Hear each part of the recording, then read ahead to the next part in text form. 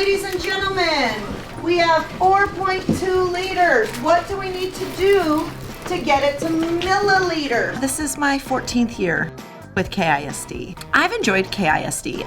At this point, my family's all left Killeen, and I've stayed because of my job, because of what I do. KISD, in my experience, has taken very good care of me.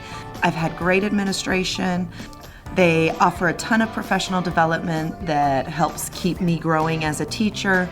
They are always working towards trying to find what's best for students, and I've learned so much over the years.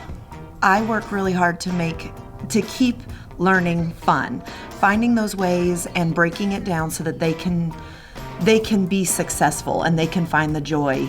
They still have so much more that they have to go through before they finish with education. So trying to find that way to make it fun, finding that way that we can break it down that they can still be successful. Original, give me another synonym.